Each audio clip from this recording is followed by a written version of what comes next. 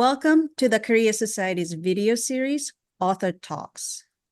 The healing season of pottery invites readers into a warm, sunlit studio where a burnt-out young TV broadcast writer begins to heal, working the clay piece by piece, season by season. From a rising talent, Yeon So-min, this cozy bestseller from Korea is an uplifting story of new friends and old practices, of finding community, and of what happens when you finally slow down in this fast-paced world. Yeon So-min received the prestigious Korea New Writers Award and has worked as a freelance television writer for major networks in Korea. The Healing Season of Pottery is her second novel and first one to be translated and published in English. Welcome to the Korea Society. It's so great to have you here. 안녕하세요. 소설을 쓰는 연소민이라고 합니다. 만나서 반갑습니다. For those readers who have not read The Healing Season of Pottery, how would you introduce your book to them? 마음이 부서진 30살 여성 정민이 세상을 외면한 채 히키코모리로 살아가다가 우연히 도자기 공방 소요에 다니게 되면서 일상을 보듬고 또 소중하게 해주는 수공예라는 기술, 도예를 배우고 또 공방의 사람들과 소통하면서 치유하고 성장해 나가는 이야기라고 설명드릴 수 있을 것 같습니다. So what inspired you to write this novel? Was there any big inspiration, moment of inspiration or something that came to you? 제가 번아웃을 실제로 겪었을 때 밤가시 마을에 있는 도자기 공방 소요를 다녔는데요. 소설 속의 배경이 되는 밤가시 마을과 소요라는 공방모두 실제로 존재하는 공간이에요. 제가 방송 작가로 일하고 있을 때 그곳에서 도자기를 배웠고 또 스스로를 치유한 경험이 있어요. 그래서 그러한 경험이 아주 고스란히 담겨 있는 소설입니다. 사실 제 경험을 이렇게 소설 속에서 녹여낸 이유는 처음에 소설가로서의 그런 글을 썼을 때 저도 저와는 아예 관련이 없는 이야기를 쓰기 시작했었는데요. 근데 저도 한번 그렇게 정민처럼 마음이 부서지고 또 지진이 났던 것처럼 그 이후로는 새로운 것을 떠올리기가 굉장히 버겁고 또 힘들었는데요. 그래서 새로운 것을 쓰기보다는 저의 일상을 돌아보기 시작했고 또 글을 통해서 제 일상을 긍정해 나갈 수 있다는 것을 깨달았습니다. 그래서 일상의 글쓰기, 좀 솔직한 글쓰기를 그때부터 시작을 했었고요. 꼭 그것이 산문이나 뭐 시나 에세이가 아닌 소설의 형식을 선택한 이유는 제가 아주 어렸을 때부터 소설을 많이 즐겨 읽었고 소설을 읽었을 때 많이 느낄 수 있는 그런 아예 다른 세계와의 접촉하는 그런 새로운 경험이 저에게 늘 행복하게 해주었기 때문입니다. You mentioned that you worked as a broadcast writer. How did that experience help you write this novel? 방송 중에서도 굉장히 다양한 계열이 있는데요. 저는 그중에서도 다큐멘터리와 또 여행 다큐멘터리를 많이 제작을 했습니다. 그래서 아무래도 뭐 연예인보다는 다양한 연령과 성별 그리고 직업군을 가진 그런 사람들을 인터뷰하고 그들의 삶을 지켜볼 기회가 많았는데요. 그렇게 만난 사람들을 통해서 또 다양한 캐릭터를 만들어낼 수 있었습니다. 그리고 아무래도 다양한 그런 삶을 보다 보니까 이야기를 설정할 다양한 가능성을 본 것 같고요. 그리고 제 소설에는 유독 음식에 대한 묘사가 많이 있는데요. 소설 속의 정민도 그렇지만 저도 맛집을 소개하는 프로그램으로 처음에 방송 일을 시작을 했어요.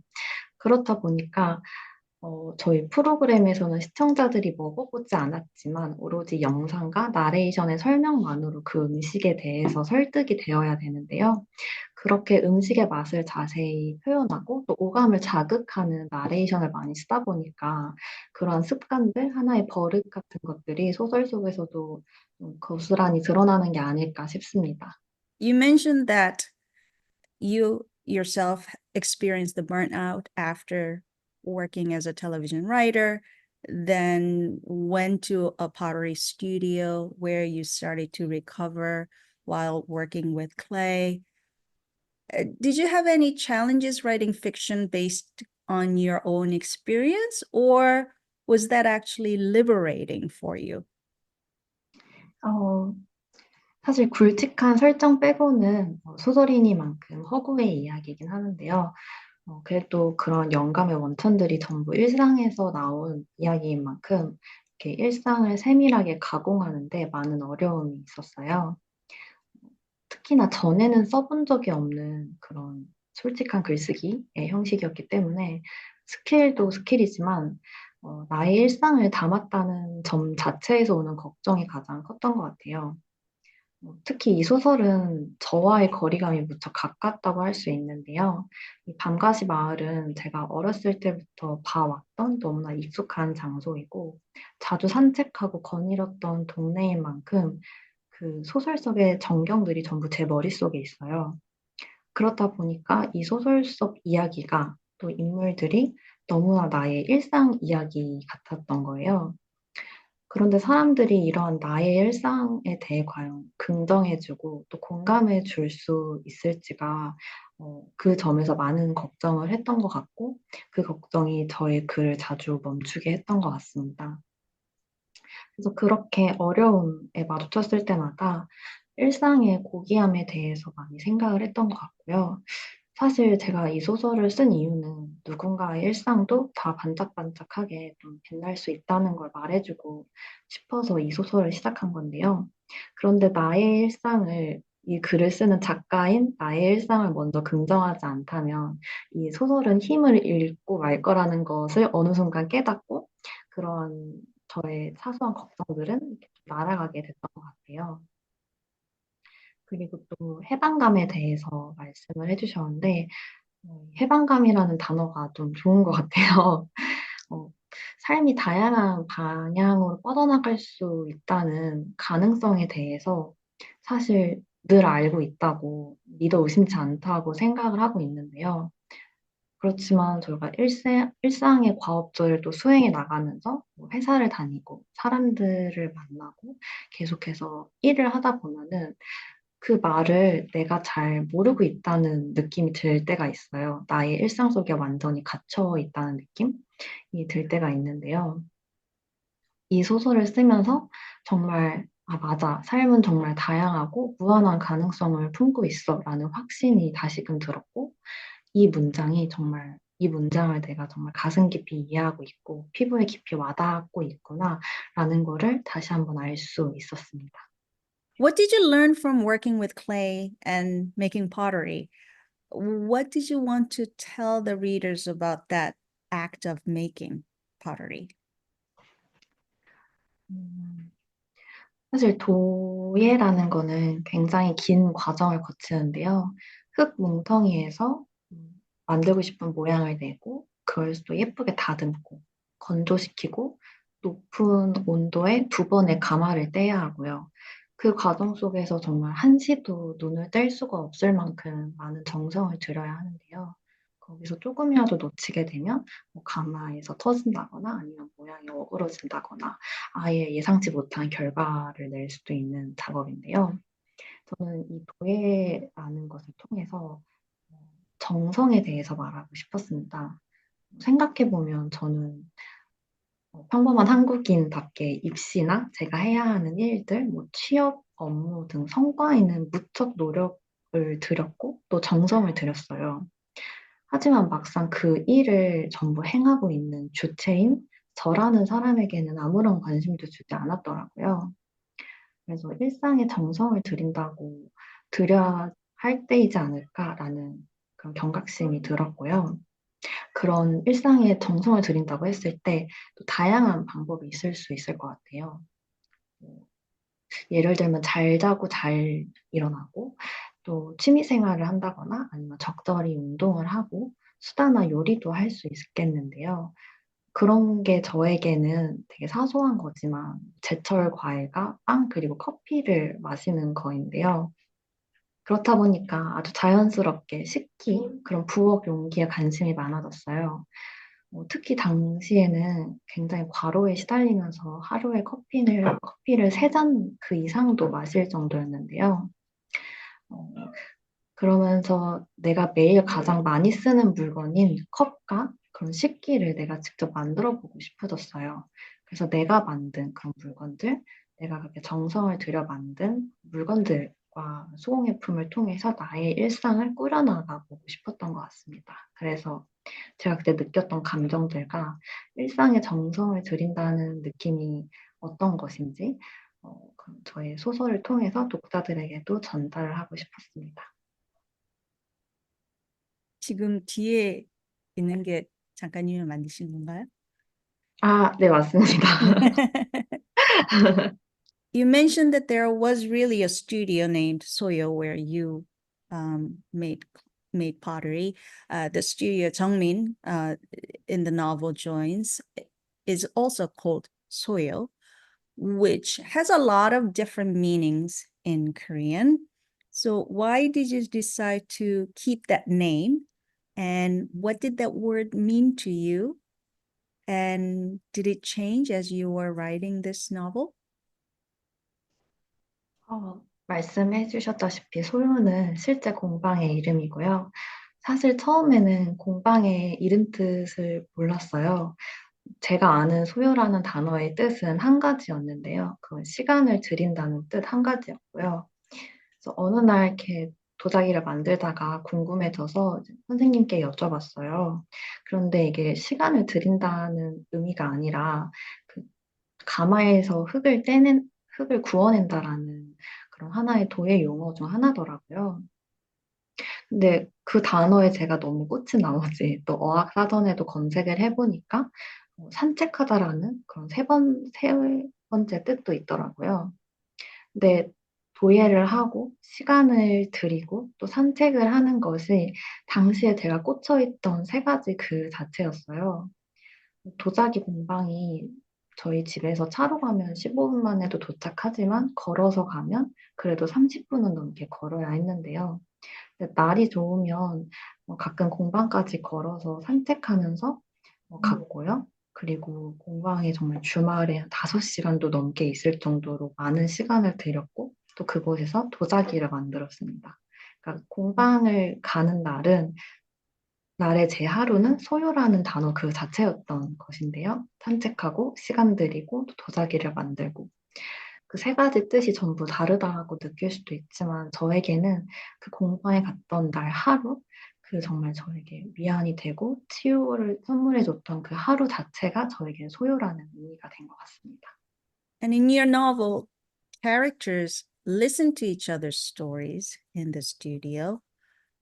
What do you think can art teach us about listening and how can we become better listeners? 어, 사실 저는 늘 리스너의 입장이었는데요. 아무래도 방송 작가일 때는 인터뷰를 진행하는 사람이었기 때문에 늘 사람들에게 질문하고 그 이야기를 듣고 또 그것을 어떻게 언어적으로 표현하는 것에 익숙했던 사람입니다. 근데 제가 듣는 것에 대해서 말씀을 드리자면 저 또한 그랬던 것처럼 다른 사람들의 이야기는 절대적으로 많은 영감을 주는 것 같아요, 예술에 있어서. 그렇기 때문에 예술을 하기 위해서는 다른 사람의 이야기를 듣는 건 무척 중요하다고 생각이 되고요. 그리고 모든 건 관계 속에서 벌어지기 때문에 소설을 쓰더라도 소설의 등장인물이 단 한 명만 나오는 경우는 거의 없다시피 하잖아요.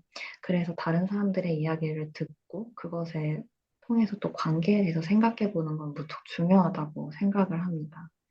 그리고 두 번째로 질문해 주셨던 좋은 경청자가 되는 방법에 대해서 물어주셨는데, 음, 사실 요즘 자기계발서나 에세이만 봐도 좋은 경청자가 되는 방법에는 워낙 많은 가이드가 있는 걸로 알고 있어요.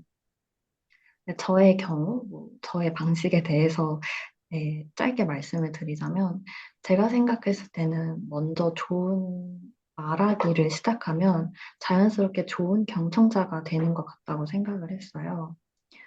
제 속에 있는 걸 전부 말해보고 그걸 개워냈을 때 다른 사람들의 말을 들을 준비가 된다는 것인데요.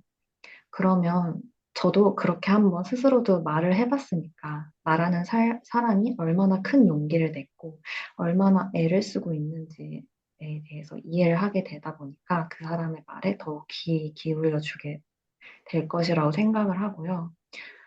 저 역시 처음에는 그렇게 좋은 경청자는 아니었던 것 같아요. 정민처럼 그렇게 마음속에 굉장히 고여있는 사람이었고 나의 이야기만 할 줄 아는 사람이었는데요. 근데 이 소설을 쓰면서 그런 이야기들을 개워낼 수 있었고요.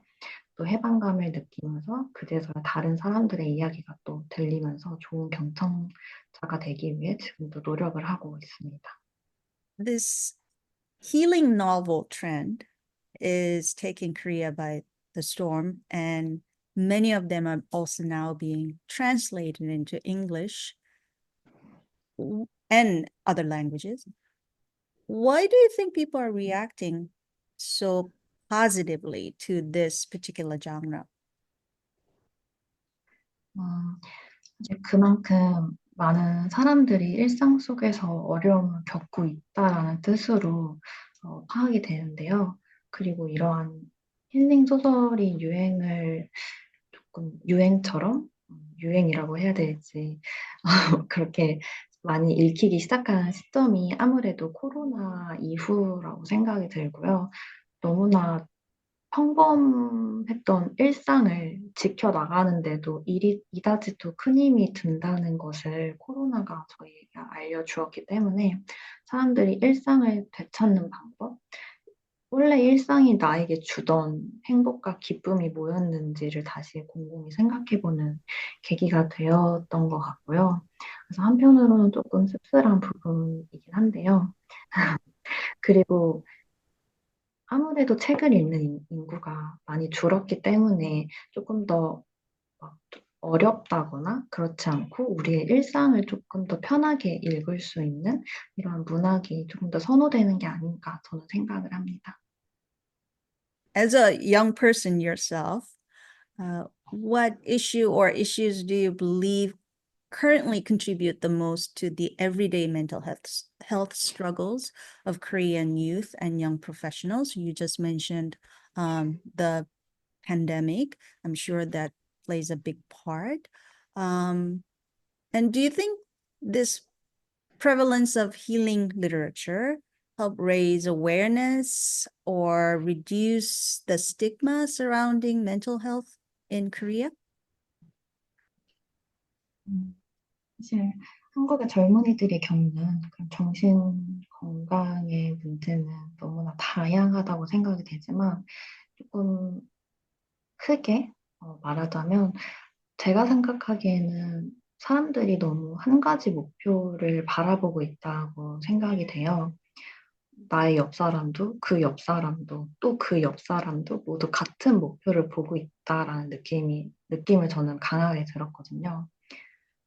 그렇게 하나의 목표를 바라보고 한 방향으로 서 있다 보니까 내 마음속에 있던 그런 개성이 있고 또 독특한 자아를 잃어버리게 되는 과정을 겪는 것 같은데요.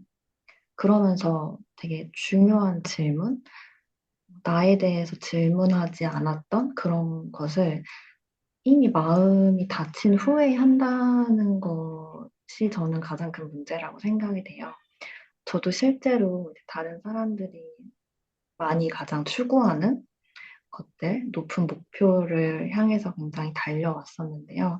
그 과정 속에서 저는 없었어요. 그렇다 보니까 내가 뭘 좋아하고 뭘 하고 싶은지에 대한 질문이 부재했었고요. 근데 그 질문을 했을 때는 저는 이미 마음이 부서져 버리고 이제 제자리에 주저앉은 후였어요.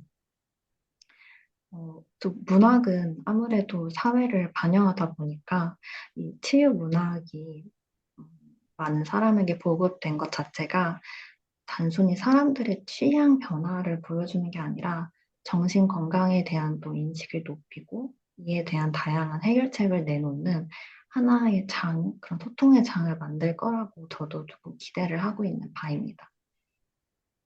The English translation was done by Claire Richards. How was it working with the translator, or I guess watching her work? What was it like to see her working and to see the finished version? 어, 처음으로 이제 영어권에 번역이 되어서 출간될 것이다라는 소식을 받았을 때는 정말 믿기지 않았고요. 사실 저는 그때 회사에 있어서 회사에서 이제 회의를 막 마치고 동료분들하고 식사를 하고 있던 때였어요. 그래서 너무나 일상적인 순간에 비일상적인 일이 일어나서 그것을 잘 실감하지 못했는데요. 네, 이 실감하지 못하는 거를 사실 아직도 출간을 앞둔 지금까지도 사실 많이 실감하고 있지 않고요. 제가 가본 적 없는 나라에서 그런 많은 나라에서 출간되는 것 자체가 너무 신기한 일이지만 사실 저는 이것을 많이 실감하려고 하지 않아요. 그냥 그 속에 있어서 더 흔들리지 않고 제 평범한 일상을 이어나가는데 조금 더 무게를 두려고 하는 편이고요.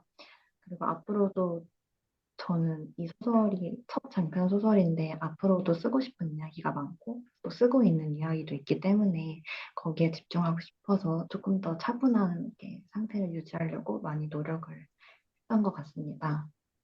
그리고 저희 번역가님 클레어 리처드 씨하고는 영국에 계신 걸로 알고 있는데 그분과는 보통 메일이나 이제 인스타그램 DM으로 소통을 했었는데요.